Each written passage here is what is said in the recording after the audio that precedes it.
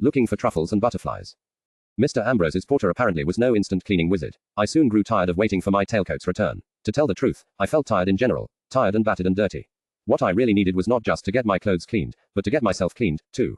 To wash the dirt off my skin, and all the confusions of the night along with it. Didn't Mr. Ambrose have a powder room? With a shower? I thought I remembered something of the sort from when I had needed to powder my foot. Or had it been my nose? I got to my feet and waited until that nasty, ill-tempered floor had more or less stopped trying to buck me off.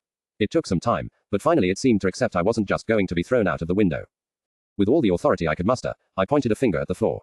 Stay, I told it. I'm going to go to powder my little toe now, and you're going to stay right where you are. Understood. The floor nodded, and I raised my chin in triumph. There, I had gained a complete victory. The little yellow piggies cheered and applauded as I paraded past the desk to the little door behind it. The powder room was just as I remembered it. One toilet, one shower, and no powder at all. Not even gunpowder. But then, I had come to shower, not to blow things up, so maybe that was just as well. It was a little darker in the room than the last time I had been in here, though. For a moment I wondered why, until I remembered. Of course, it's nighttime, and that bright thingy in the sky is missing. What's it called again? The sun. Yes, that's what it was called. So, you need those other thingamies now. Those what I make it, lamps. Dear me, I was really quite impressed by my vast memory and intellect. It even led me to suspect that there might be some sort of switch for the lamps beside the door, and voila, I was right. My fingers found the switch and turned it. Bright light exploded from my left and I gave a little gasp, shielding my eyes from the sudden invasion. After a few seconds of familiarization, I took my hand from my eyes and saw that the room was now bathed in a soft yellow light. Now all I needed was for me to be bathed, too, only with water instead of light. The shower head protruded from the left wall, over a broad, white, ceramic basin. Of course, it had absolutely no gold ornaments or other adornments like any other decent upper-class British bathroom. This was Mr. Ambrose's shower, after all. At the moment, though, I didn't care about ornaments. All I cared about was that water would come out of the pipes. Closing the door behind me, I strode over to the shower. For some strange reason, I felt as though I had forgotten something, but the prospect of the shower was so alluring I put it out of my mind. The floor in here seemed to be friendlier than the office floor. It only wobbled slightly once or twice as I made my way across the room. Good floor, I mumbled. Nice floor, that's right, just stay where you are. The floor obeyed, and soon I had reached my destination and could grab one of the pipes for support. I noticed there wasn't just a shower, there were towels, too. Perfect, though a bit strange, admittedly. Who kept bath towels in his office? He probably practically lives here. Well, all the better. I wasn't in the mood to drive miles to our bathtub at home, and I needed the calming feel of water on my skin. Maybe my head would feel a little clearer after I sprinkled a little water on it. Humming contentedly to myself, I slipped out of my remaining clothes, getting it done much more quickly than usual. Trousers were really handy things to wear, compared with hoop skirts. I grabbed one of the towels, all of which, of course, weren't made of embroidered terry cloth, but simple white linen. They felt so smooth and cool that they reminded me of him. Wrapping myself in them was almost like wrapping myself in him. It felt nice. But, wasn't I supposed to do that only after the shower? I felt a bit confused. Oh well, it couldn't hurt and, as mentioned before, it felt so nice. I was so engrossed in the task of wrapping the towels tightly around me that I didn't hear the approaching footsteps outside. Only when the door swung open and I heard a gasp behind me did I realize I was no longer alone. Mr. Linton. Drat, I knew I had forgotten something. Nobody was supposed to be able to come in, right? Though I couldn't remember how or why exactly. I turned, towels pressed against my chest, just in time to see Mr. Ambrose back out of the room, his eyes tightly shut. The door slammed behind him. Mr. Linton. His voice came from the other side of the door. Was it just my imagination, or did he sound just a little bit not his usual cool self? Yes, sir. The next time you decide to use my private bathroom, would you be so kind as to bolt the door? Bolts. That's how you made sure the door didn't open. I remembered it now. With effort, I squinted at the door. I can't, sir. There's no bolt on it. Of course there isn't, he snapped. Do you think I would waste money having a bolt installed on the door of a bathroom which only I ever use? I nodded gravely. Of course not, sir. Time is money is pumpernickel, right? Power, Mr. Linton, power, not pumpernickel. Oh, right you are, sir. Next time you go in there without informing me, wedge a chair under the door. Understood, Mr. Linton. I nodded again. That sounded like a sound policy. Yes, sir, as you say, sir. And by the way, I think you can stop calling me Mr. Linton now. I giggled a little. You've probably seen enough evidence to the contrary. Mr. Linton. No, not Mr. Didn't you hear what I just said? There was a silence from the other side of the door. Mr. Ambrose, sir, I asked, are you still there? I am counting to 10 to calm myself. Do not disturb me, Mr. Linton. As you wish, sir. I tried to count along, to know when it would be all right to speak again, but it didn't quite work. Every time I got to 3 I sort of stumbled and couldn't remember the number that came next. Mr. Linton. His voice finally came from the other side. Yes, sir. Tell me when you are done in there. I, too, am not completely clean and wish to freshen up before retiring for the night. You can come in now, if you want, I offered generously. There's room enough for both of us here. No. He sounded quite adamant. That was strange. Confused, I looked around the bathroom. Yes, there is. Don't you know the size of your own bathroom? There's plenty of room, believe me. I am not disputing that. However, I still cannot come in. I frowned. He was so stubborn sometimes. Why not? Because, he explained to me, his voice painfully calm, persons of different sexes do not shower together. Society generally frowns on that kind of thing. My frown deepened as I tried to concentrate. If I tried very hard, I vaguely seemed to remember something of the sort. But Napoleon is in here with me, too, I pointed out, waving at the Emperor, who was leaning against the opposite wall, playing chess with one of members of the piggy dance troupe. Well, he's a Frenchman, that's different. Before I had a chance to argue, I heard hurried footsteps receding on the other side of the door. Strange, why had he run away?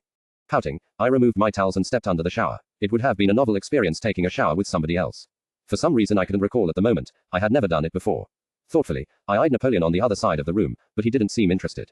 He was much too engrossed in his game of chess. The yellow piggy appeared to be winning, and the Emperor's face was set in grim lines of concentration. Ah well, it would be a new experience anyway. To be honest, I had never stood under a shower before. They were a pretty new and fancy invention. Expensive, too, by all I had heard. Much more expensive than the traditional bathtub. Mr. Ambrose probably only had installed one because he had calculated that in 37 years or so, the water he had saved would justify the additional investment. Money is power is pumpernickel, right? Oh well, there couldn't be that much difference between a hot bath and a hot shower. Shrugging, I grasped the tap and turned it. A banshee-like scream echoed through the halls of Empire House. Outside the door, I could hear the sound of running footsteps, and then Mr. Ambrose's voice, calling, "Mr. Linton. Mr. Linton, has something happened?" "Yes," I yelled back. "Yes, a bucket full of ice water, that is what has happened." "Where the dickens does the water in your pipes come from?" "Antarctica." I heard something from the other side that sounded very much like a wall being punched with energy. Or maybe the floor. I hoped it was the floor. He deserved it more. "Well," I demanded, "where the heck do you get your water from?" "A rainwater tank on the roof," came the cool reply. "Why, you use rainwater?" "Yes, you don't honestly expect me to pay for water when I can get it for free, do you?" "Mr. Ambrose, sir," I asked, as sweetly as I could. "Yes. Is the water in this tank perchance heated in any way?" "No, of course not. Why would I waste money on that?" I proceeded to explain to him exactly why. My explanation might have contained an expletive or two, or maybe a dozen, most directed at him, his ancestry to the 10th generation, and most especially his architect. When I was finished, his cool voice came from outside. "Mr. Linton." "Yes, sir." "Do not make any unnecessary noises again. I am trying to work." And with that, he was gone. Quivering with cold, I stood under the shower, cursing the icy water running over my skin, and cursing Mr. Ambrose. If he were in here with me, damn him, I was sure I would not be half as cold. He could be surprisingly warm considering how icy he was all the time. Closing my eyes, I imagined him here with me, wrapping his arms around me, holding me tightly against him. For some reason, I was sure it would feel very nice having him here. He would be much more interesting company than Napoleon, who was still standing against the wall, bent over his chess game. When I opened my eyes again, I saw him. He had come after all. Mr. Ambrose had entered the room. I wondered briefly why he was dressed in a red hunting costume, but who cared? I smiled a wide smile. "You came," I mumbled. He smiled back at me, opened his mouth, and growled like a tiger. That wasn't something he did normally, was it? And normally, he wasn't so fuzzy around the edges. But you couldn't expect everything, could you? He was here, that was the main thing. Who cared if I got tiger growls instead of intelligent conversation? It wasn't as if he was a great talker under normal circumstances. He stepped closer, his cold eyes raking up and down my body in a way for which any man deserved a slap in the face. Yet, strangely, I felt no urge to slap him. I felt an urge to draw him closer. Maybe then the cold water would be easier to bear. Heat already began to simmer in my belly. "Mr. Ambrose, sir." My words were cut off as he took another step forward and reached out for me. Asterisk tilde asterisk tilde asterisk asterisk tilde asterisk tilde asterisk. Sometime later, insofar as time still had a meaning for me, I stumbled out of the powder room in a shirt and trousers, my feet still bare and my hair damp from the shower. Mr. Ambrose awaited me outside, attired in his usual black tailcoat, bow tie and icy expression. How odd, I could have sworn that he'd just been wearing red, and then, well, significantly less. "What exactly did you do in there, Mr. Linton?" he demanded icily. He held his silver watch open in his hand. "You spent 31 minutes, 4.5 seconds under the shower. The average time people require to take a shower is 8 to 15 minutes. I blinked at him owlishly. "How do you know the average time people need to make a shower? Do you spy through people's windows with a telescope?" He chose not to honor that with a reply. "I only require 3.5 minutes, he informed me instead. "I'm sure you do, sir. People are too lazy." He let the watch snap shut and strode past me into the powder room. "This room is now occupied, and since there is no lock on the door, you had better remember not to come in. Say hello to Napoleon for me," I called after him, "and tell him, if he's planning a rematch, to start with the Rye Lopez, e4, e5. Classic opening move." The door slammed shut without a reply. How rude. I had liked him better under the shower. Remembering, heat flushed through my lower body. Much, much better. Oh well, you couldn't expect people to behave the same when they were dry as when they were wet, now, could you? Disconsolately, I wandered over to the straight-backed visitor's chair and was just about to sink down on it when it occurred to me that Mr. Ambrose probably wouldn't like water stains on it any better than bloodstains. So I leaned against the wall and tried to dry my hair as best I could with the towel I had brought with me. It didn't go very well. The floor had it in for me once again, rocking from side to side, making it nearly impossible to find my own head, let alone get it dry. Blast. I tried to throw the towel over the back of my head so I could rub my neck dry. But somehow I managed to throw it over the front of my head instead, to rub my face wet. I got a mouthful of towel, and tried in vain to dislodge it from between my teeth. Blaft, blaft, blaft. PFFT. Blast. Finally, but by now I had managed to wrap the towel around my throat. Could one strangle oneself with a towel? I wondered. It would certainly make an interesting headline. Sparsely dressed young lady found strangled with a towel in office of London's richest businessman. The scandal thickens. Mr. Rickard Ambrose unavailable for comment. Mr. Ambrose would not be pleased, and neither would Napoleon or Alexander. They'd prefer it if I died bravely in battle, I was sure. I should probably try not to strangle myself. Tentatively, I tugged at one end of the towel again. The beastly thing constricted around my throat, with total disregard for the wishes of two famous historical emperors. Blast. Here, let me. My hand jerked when somebody touched it, and I really would have strangled myself had not this other hand gripped the towel firmly and unwound it from around my neck. Wait just a minute. I knew this hand. It was Mr. Ambrose. He had returned and appeared beside me without my noticing. Well, I suppose strangling oneself is a rather engrossing activity. He wasn't wearing his red hunting costume this time, or his black tailcoat, though I saw that hanging over the visitor's chair nearby, next to a piggy that was looking through the pockets, in the hope of finding truffles, presumably. This Mr. Ambrose was simply dressed in a white shirt and black waistcoat and, of course, his icy expression, which he probably hadn't taken off even under the shower. His hands weren't icy, though. They were gentle and warm as he unwrapped the towel from around my neck and pulled it over my hair, which he seemed to have no difficulty finding. Hold still a moment. His fingers worked too quickly for me to tell what exactly he was doing, but when he was finished, the towel was wrapped up and around my head in a complicated knot, keeping the cold air out and my wet hair in place. Now you can sit down, he ordered tersely. When the towel has soaked up most of the water from your hair, get a fresh towel and dry your hair again. Don't even think of starting to rub, just take a bit of hair at a time and pat it dry from both sides. He led me to the visitor's chair, and I was so surprised I let him do it. How do you know how to towel dry long hair? I asked him, once I was seated beside the truffles-seeking yellow piggy. Don't tell me you used to work as a hairdresser's assistant. No, the explanation is somewhat simpler than that. I used to have long hair, once. My voice probably contained a bit more incredulity than was proper, but then, I had an inkling I had been doing a lot of things lately that were not entirely proper, and so far I was having lots of fun. I eyed Mr. Ambrose's neatly trimmed black hair with suspicion. You had long hair, indeed. Why? Because I did not have enough money for a knife or scissors to cut it with. He was out of the room before I could think of a reply. And really, thinking of replies was so exhausting. Asterisk tilde asterisk tilde asterisk asterisk tilde asterisk tilde asterisk. Mr. Linton. Mr. Linton, you have to remove that damp towel. What?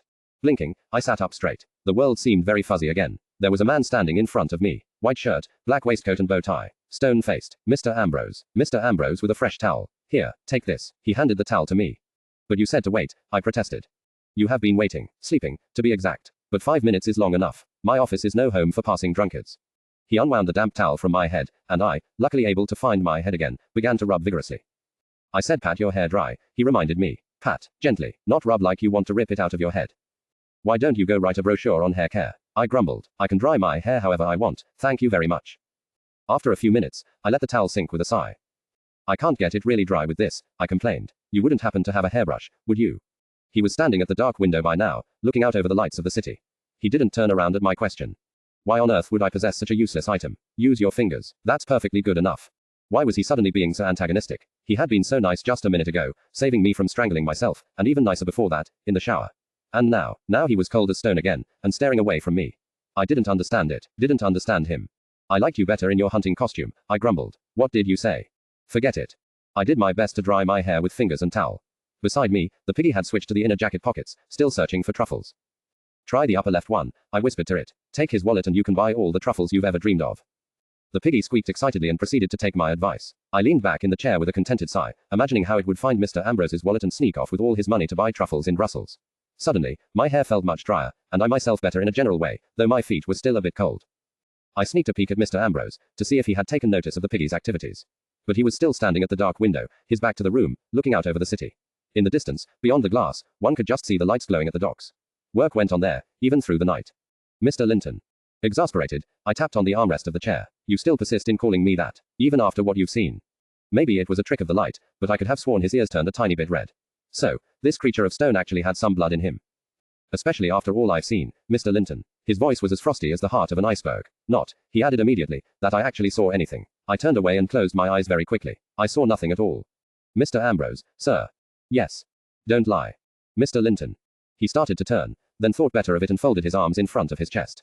So I folded my arms in front of my chest, too, in defiance. And for the sake of gender equality, of course. Peeking at him out of the corner of my eye, I saw he was still glaring out of the window, trying to freeze the city of London with his gaze alone. I didn't have a window to stare through belligerently, so I had to make do with the wall, but my stare was nevertheless a match for his.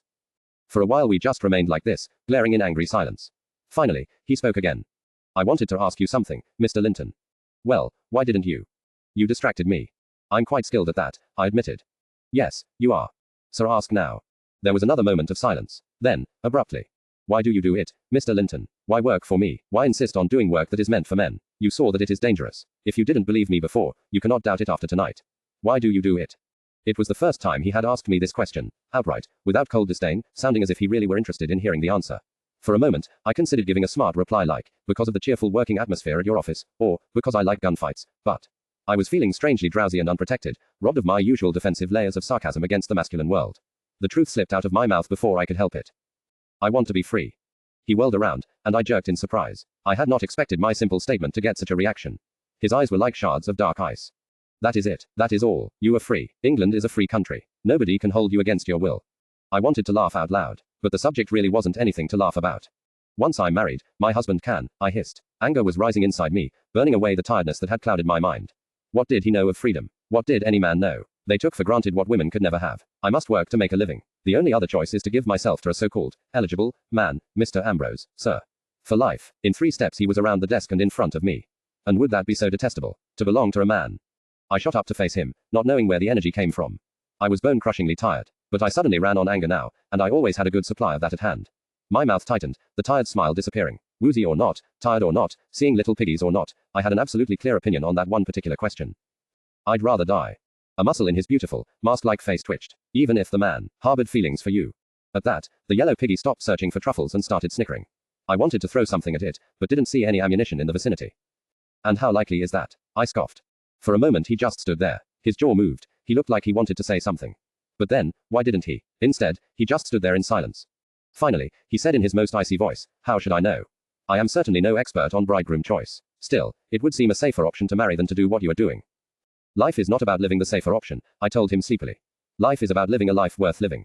You won't get to live a life worth living, or any life, if you go on like this. Grabbing my upper arms, he pushed me backwards until my back slammed into the wall. Don't you understand, Mr. Linton? You could have died out there tonight. Died. And he shook me, as if he could get his point across by treating me like a salt shaker.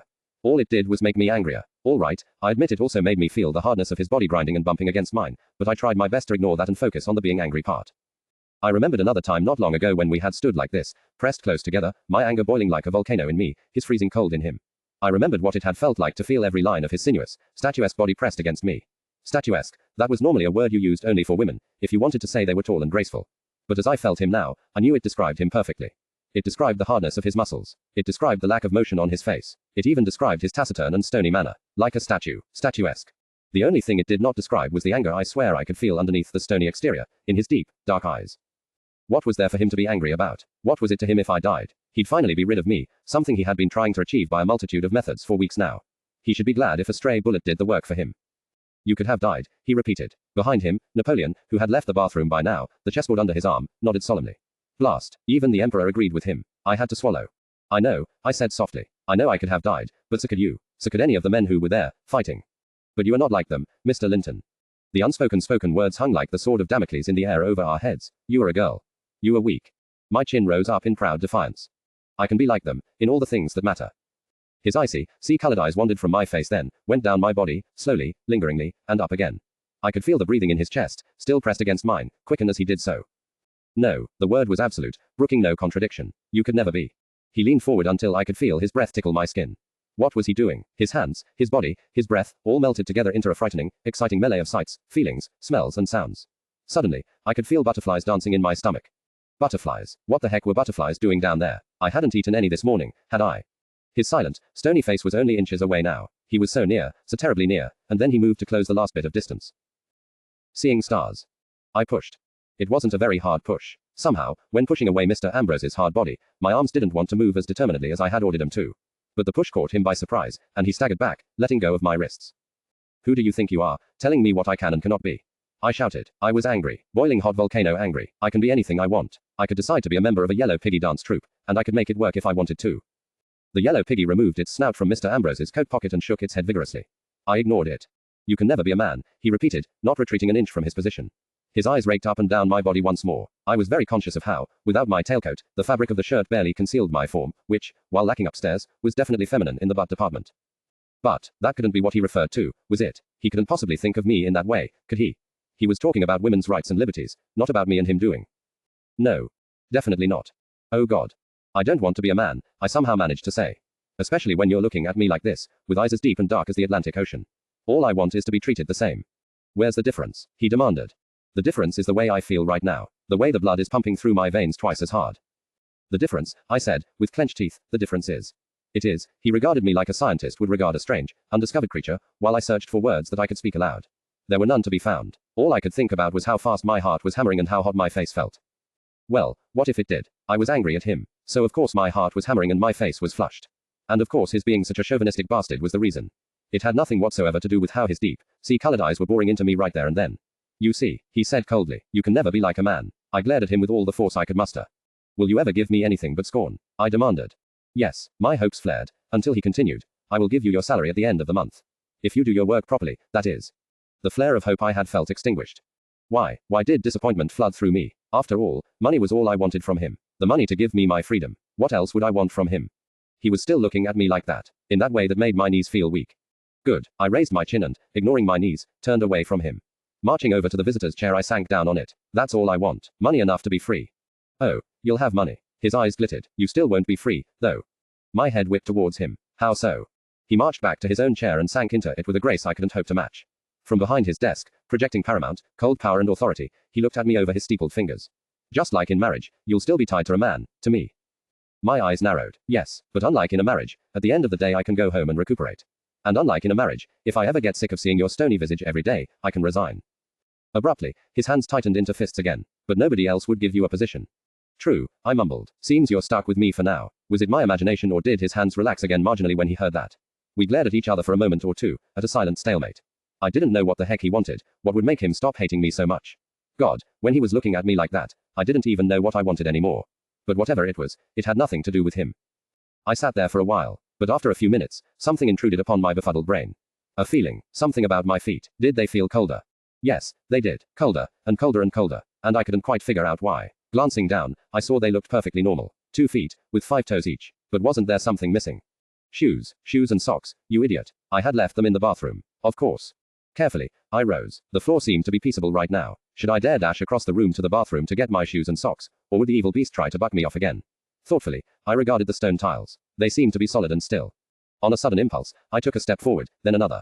Yay, the floor was apparently asleep and not intent on making trouble for me. I reached the bathroom door in no time at all, and without falling down once. Mr. Ambrose turned towards me as I passed. Is something the matter, Mr. Linton? My shoes, I growled. I wouldn't be polite to him. Not now, not after he made me feel so strangely alive just by looking at me. That was too damn peculiar. I forgot them in the powder room, and my feet are getting cold. He nodded, coolly. Be careful. You didn't look too steady on your feet, earlier, and it would be a shame if you survived the gunfight only to break your neck in my office. I was perfectly steady. The floor was attacking me. Pardon. I just shook my head, not wasting my time on an answer. Unbelievable that a man who was supposed to be clever enough to have amassed an immense business empire couldn't even understand that his own office floor was conspiring against unsuspecting visitors. Though I had to admit, it seemed to be quiet enough right at the moment. I had probably frightened it into submission with my implacable courage and determination. I found my shoes and socks under the sink and returned to the office carrying both with me. Mr. Ambrose was standing at his desk, turned towards me, a strange look on his face. He was probably finally considering the conspiracy of the office floor, as well he should. But at least I was safe. It wouldn't dare attack me, seeing as I was so courageous and determined. It was when I had crossed about half the distance to the visitor's chair that the evil floor struck. I felt my bare foot slipping on an unusually slippery piece of polished stone. My socks and shoes went flying, and I fell backwards, my arms flailing, until another pair of arms caught me in their strong hold. I gasped as they hauled me up. Not all the way up. Just far enough so I could feel my body pressing against that of the man who held me. What did I tell you? Blinking, I tried to dispel the layer of mist that seemed to cloud my vision. Sparkly lights danced in front of my eyes. When they slowly disappeared, I looked up into the dark, sea-colored eyes of Mr. Rickard Ambrose. What? He repeated very slowly and clearly. Did I tell you, Mr. Linton? Once again his face was only inches away from mine, and suddenly my shoes and socks didn't seem quite so important anymore. I gulped. What was happening? T, to be careful. You told me to be careful. Yes. His eyes darkened further, until they resembled the deepest abyss imaginable. Too bad I don't ever listen to my own good advice. Then he plunged down. For a moment, all my fuzzy mind could manage was the thought, what is he doing? Is he going to butt heads with me? A second later the question was answered with a resounding negative, as his lips reached mine and enveloped them, soft as velvet and yet unyielding. They started to move, pushing my mouth apart and my conscious self out of my body. What? Wait, this couldn't be right, could it? If somebody was touching his lips to mine, that would mean that they were kissing me. So he was. Waves of heat raced through me as the realization hit my befuddled brain. Mr. Ambrose was kissing me. His lips moving against my mouth, caressing, demanding. How curious. For a moment, I was just numb. Then, I remembered the world again, and I felt rage flood through me. How dare he, after treating me so abominably for the last few weeks, after humiliating me in public and insulting me again and again, after trying to rid himself of me a dozen times and wrecking my dreams, how dare he take such liberties with me? First he conspired with his office floor to trip me, and now he was kissing me. And worse, far worse, he wasn't just kissing me, he was making me like it, and he was somehow, by some nefarious chauvinistic manly trick, managing to make me kiss him back.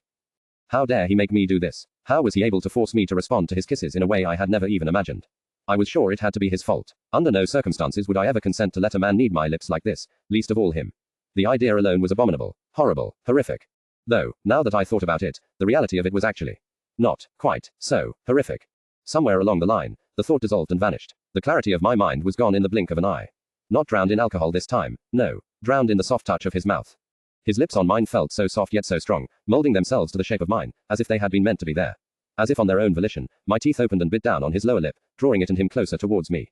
My hands grabbed his waistcoat lapel and pushed and pulled, venting my anger and frustration and something else, something I couldn't name or define. I heard a strangled moan as if from a distance and realized, startled, that it came from my throat. Suddenly, he broke away from me, leaving me gasping and weak-kneed. I was still in his arms, looking up into his chiseled face for the first time since our lips had touched. I could see something in his eyes, something dark and dangerous. They had widened, and I could see to their utmost, darkest depths.